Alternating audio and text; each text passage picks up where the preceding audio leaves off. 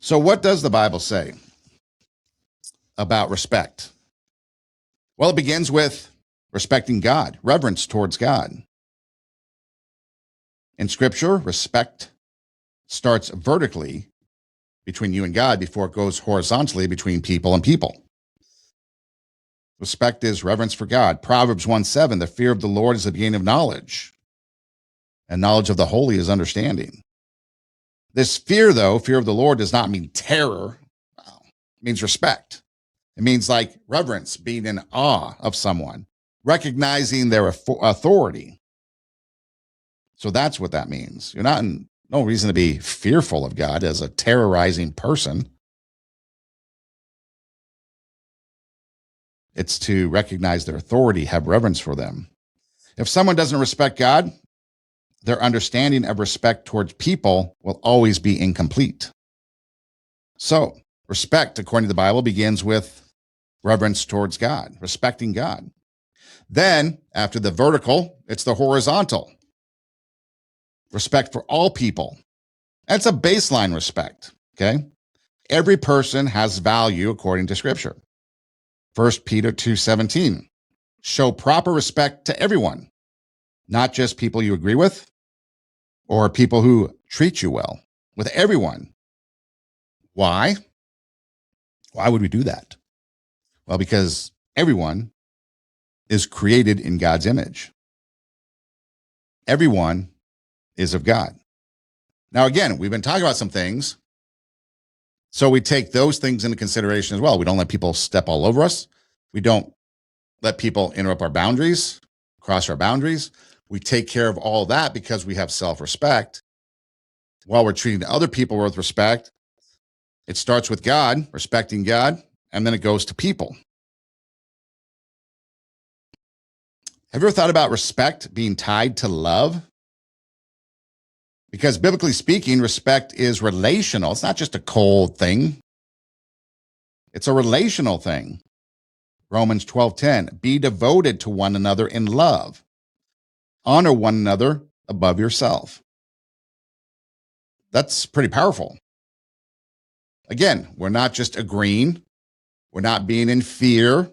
We're not doing any of that stuff. We're just honoring other people based on the fact that they're made in the image of God, based on the fact that we have respect for them, whether it's recognition respect, whether it's appraisal respect, they've earned it. We respect the fact that they have autonomy, that they have value, they have worth, and our attitude and behavior reflects that. That's powerful.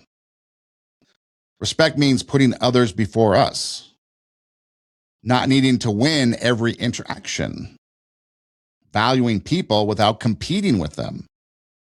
Maybe if we took competition, I'm not talking about sports competition, but if we took people competition, kind of like the keeping up with the Kardashians or I have more than you, whatever. If we take away that competition, we might have more dignity.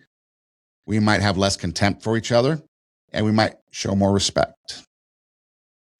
The Bible also talks about respect in authority and relationships. We're supposed to respect parents. Exodus 20:12, honor your father and mother. Obedience when young. Honor and care for them through life. As they get older, and as we get older, they take care of us as we're young. And then as we get older, the cards might flip, and now we might need to take care of them.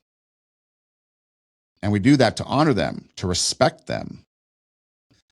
As we're younger, we obey them. As we get older, we have that respect, communication, and now we're taking care of them through their life.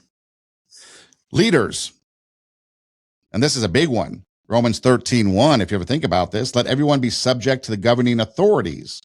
This doesn't mean blind agreement. You can go vote for somebody else. You can do your protests, whatever. But it does mean, or what it does mean, I should say, is recognizing the structure and order.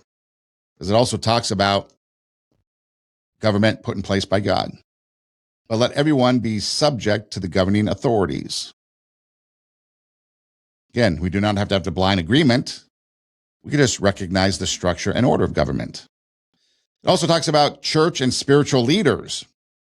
I'll just leave that there because I could go on a rant for another 2 hours about respect for church and spiritual leaders. But Hebrews 13:17 says, have confidence in your leaders, submit to their authority, but not blind loyalty. And then respect is shown in how you speak. And this is where it gets real. Ephesians 4:29. Do not let any unwholesome talk come out of your mouth. Respect shows up in our tone. We talked about that earlier. In our words, in our timing. I mean, here it comes full circle, right? We talked about it earlier.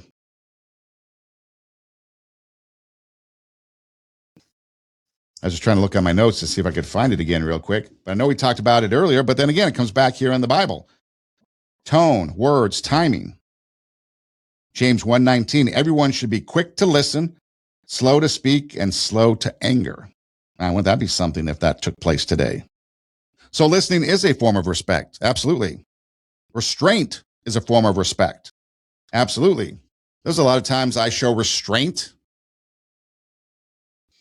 because I respect somebody else, maybe not the person I'm dealing with, but because of somebody else, I show restraint towards that person. In fact, I kind of do that a lot. And maybe we should do that more. I'm not going to respond to you, even though I feel like I should, and I feel like maybe I could. Maybe I do feel I'm in the right. But out of respect for this person over here that maybe knows you, maybe they're your parent, maybe they're your spouse, maybe they're your something. But because of this person here and my respect for them, I'm going to show you restraint. That's sometimes what I have to do because of the world we live in.